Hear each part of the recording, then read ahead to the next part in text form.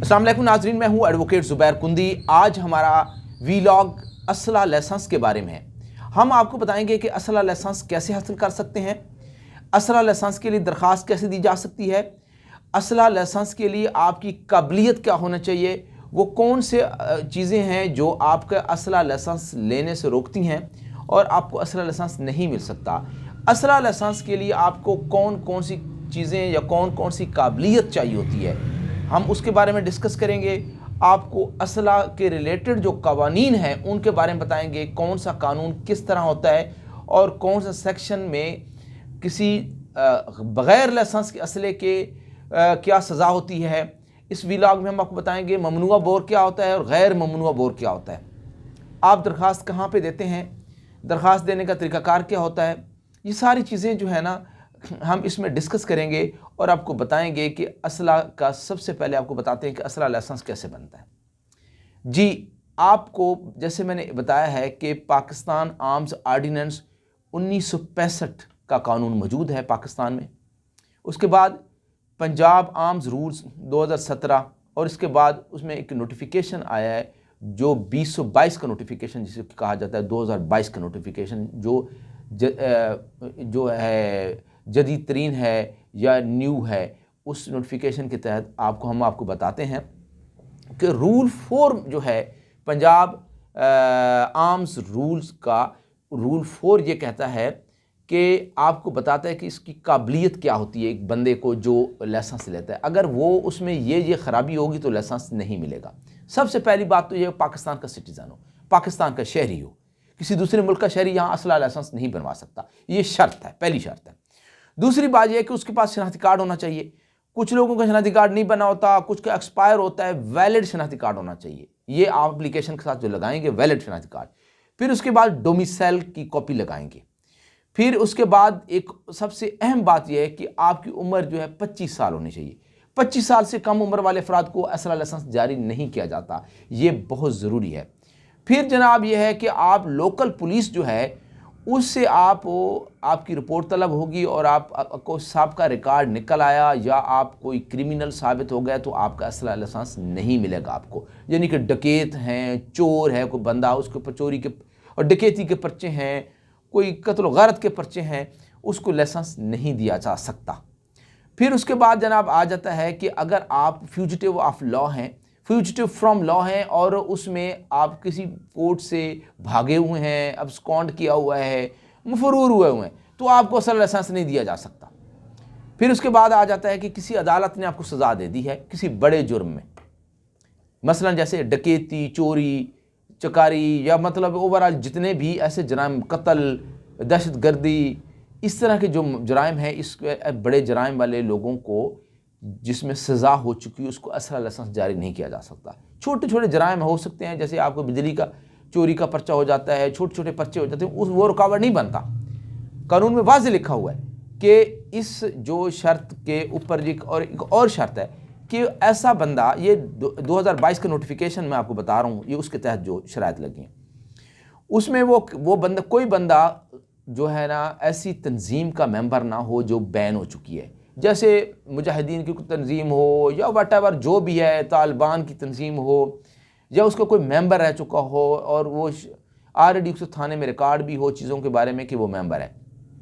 और इसके बाद आप आखिरी शर्त पे आते हैं कि कोई शख्स अगर ज़हनी और जिस्मानी तौर पर माजूर है तो उसको भी असला लाइसेंस जारी नहीं किया जा सकता। ज़हनी तौर पर बंदे का फिट होना ज़रूरी है।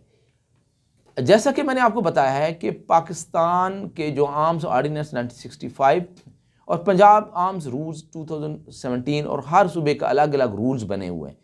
हम लोग आपको बताते हैं कि जी पहली बात है पाकिस्तानी सिटीज़न होना चाहिए, डोमिसाइल होना चाहिए, 25 साल उसकी उम्र होनी चाहिए, पुलिस कैरेक्टर सर्टिफिकेट में वो किसी बड़े जुर्म में इन्वॉल्व ना हो, फिज़िकल और मेंटल हेल्थ उसकी साउंड होनी चाहिए, तो उस बंदे को लाइसेंस जारी हो जाता है। ठीक है जी।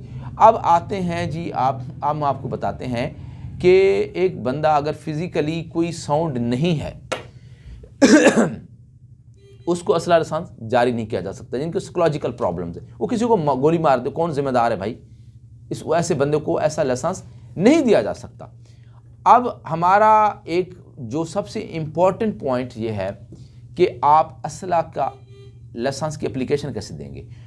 आपको ज़्यादा जहमत करने की ज़रूरत नहीं, आप डरे नहीं कि एप्लीकेशन कौन लिखेगा, कैसे लिखेगा। एक परफॉर्मा मिलता है, एक फॉर्म मिलता है, वो फॉर्म आपने फिल करना है, फिल करके अपने मुतलका डिस्ट्रिक्ट के DC ऑफिस में जमा करवा देना है। उसके साथ अपने CNIC की एक जो है ना वो लगानी है फ़ोटोकॉपी अपने शनाख्ती कार्ड की, और जो दूसरी जो एप्लीकेशन के साथ आपकी जो तस्वीर भी लगा लेते हैं, और साथ साथ डोमिसाइल की कॉपी लगानी है, और ये सारी चीज़ें लगा के और पूरा एड्रेस वगैरह जो भी है वो आप DC ऑफिस में जमा करवा देंगे। DC साहब जो हैं वो मुतलका थाने से आपकी रिपोर्ट तलब करेंगे और रिकॉर्ड आपका आ जाएगा कि जनाब के ख़िलाफ़ इतने पर्चे हैं, नहीं हैं, आप लाइसेंस क्यों लेना चाहते हैं। आपका इंटरव्यू भी होगा, आपसे पूछा जा सकता है, तो आपने बताने का लाइसेंस मैं जंगल में मेरा घर है, डेरा है, या जिस रास्ते से मैं आता जाता हूँ बड़े खौफनाक जानवर होते हैं, चोर चकार होते हैं, तो मैं अपने डिफेंस के लेना चाहता हूँ। तो आपको गैर ममनुआ बोर का लाइसेंस जो है वो DC साहब अप्रूवल दे देंगे। अप्रूवल के बाद 90 दिन के अंदर अंदर आपने मुतलका जो आपने अप्लाई किया हुआ है असले के लिए, वो असला आपने ख़रीदना है 90 डेज़ के अंदर अंदर।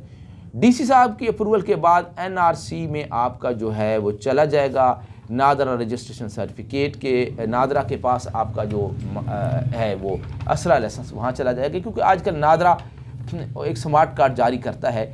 और आपने एक और इम्पॉर्टेंट बात यह है कि जब आपको कहा जाता है कि आप असला ख़रीदें, तो आपने ऐसा नहीं करना कि जनाब नत्थू फत्तू ऐरे गैर से असला ख़रीद लें, ऐसी बात नहीं है। आप असला डीलर के पास जाएंगे, वहाँ असला ख़रीदेंगे और उसकी गोलियां वगैरह वहीं खरीदेंगे, सारी चीज़ें वो आपको अलाउड हो जाता है। आप असला ख़रीदते हैं, और असला ख़रीदने के लिए आपको वो असला डीलर चाहिए जिसका अपना लाइसेंस हो। अगर उसका लाइसेंस नहीं है तो आपका फिर वो वैलिड नहीं होगा। उसके ऊपर वो फिर वो असला जो आपको है वो नंबर वगैरह वो आप दे देंगे, तो वो उसके फ़लाँ नंबर के साथ फिर आपका जो रजिस्ट्रेशन सर्टिफिकेट अपना लाइसेंस है उसके अंदर तमाम चीज़ें इनकॉर्पोरेट हो जाएंगी।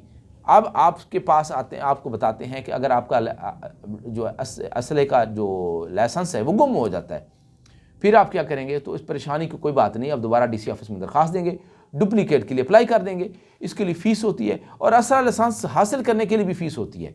ये भी आप ख्याल में रखिए कि असला लाइसेंस हासिल करने के लिए फ़ीस होती है।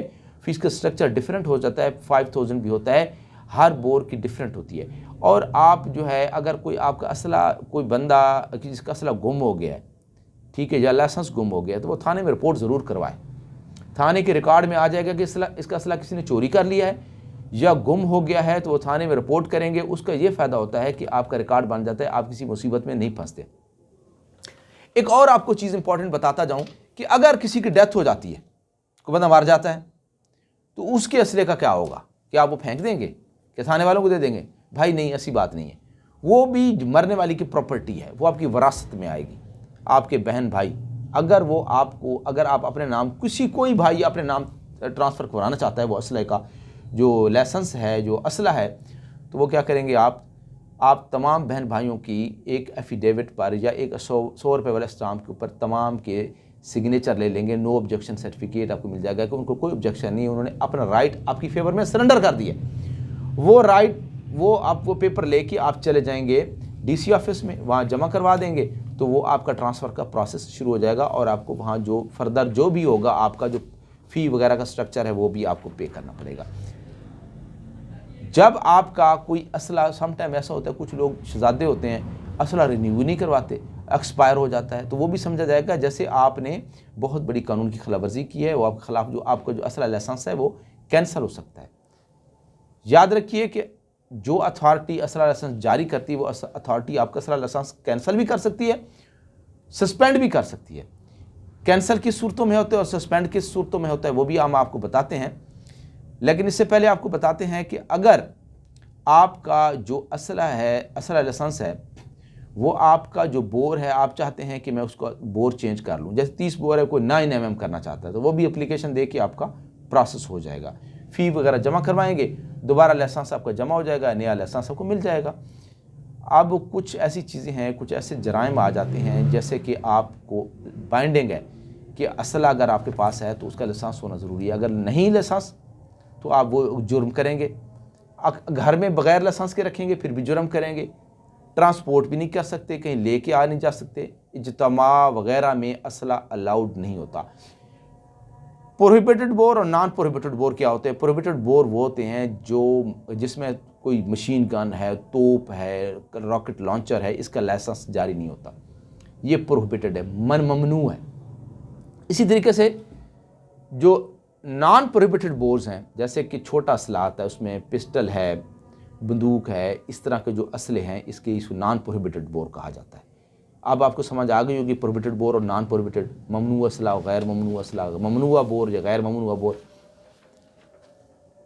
अब आते हैं हम पाकिस्तान आर्म्स ऑर्डिनेंस 1965 की तरफ से, कि 1965 का जो कानून है वो क्या कहता है।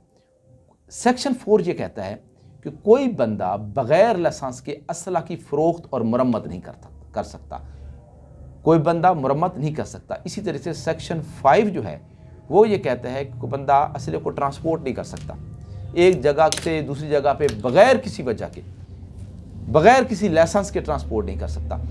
एक और इम्पॉर्टेंट आपको चीज़ बताता था, सेक्शन 3B रोमन 3 में चाकू को भी असले की वो मद में रखा गया। आपने ये नहीं समझना कि पिस्टल ही असला होता है, बंदूक ही असला होता है। भाई चाकू है, असला है, उस चाकू की स्पेसिफिकेशन दी हुई है कानून में कि ऐसा चाकू जो बटन दबाने से खुल जाए, कोई चीज़ स्प्रिंग प्रेस करने से खुल जाए, उसका जो है ना, उसकी जो ब्लेड है जिसको फाला भी बोलते हैं, वो 4 इंच से अगर ज़ायद है तो वो असले की फॉर्म में आएगा, उसका भी लाइसेंस आपको लेना पड़ेगा। वो आप ऐसे, ये जो बाकी जो किचन में छुरियाँ इस्तेमाल होती हैं, कसाइयों को टोके, कसाइयों की छुरियाँ, ये लाइसेंस में नहीं आती, क्योंकि इसका इस्तेमाल वो करते हैं, बोनाफाइड इस्तेमाल करते हैं। एक बंदा कसाई भी नहीं है और एक बंदा कोई कसाइयों वाला काम ही नहीं करता, फिर भी वो छुरे और टोके लिए फिरे, तो वो भी काबिले दस्तंदाजी जुर्म है, वो ऐसा नहीं कर सकता। इसलिए जो छुरे रखना और स्पेसिफिकेशन चाकू की, नाइफ़ की स्पेसिफिकेशन दी गई है, वो आपको हमने बता दी है। इस तरह जो है ना सेक्शन जो है इसमें 4 मैं आपको बताया है। 4 के बाद आ जाता है जी आप सेक्शन 8 में चले जाते हैं। सेक्शन 8 ये कहता है कि असला लेकर, बग़ैर असला लेकर चलना, बग़ैर लाइसेंस असला लेकर चलना ममनू है, जुर्म है, ये सेक्शन 8 करता है। और घर में जो है, या घर में रखना या पोजीशन में, अपने पास पोजीशन में असला रखना, ये सेक्शन 9 की खिलाफवर्जी है। सेक्शन 12 में आपका लाइसेंस जो है कैंसल या मुअत्तल किया जा सकता है।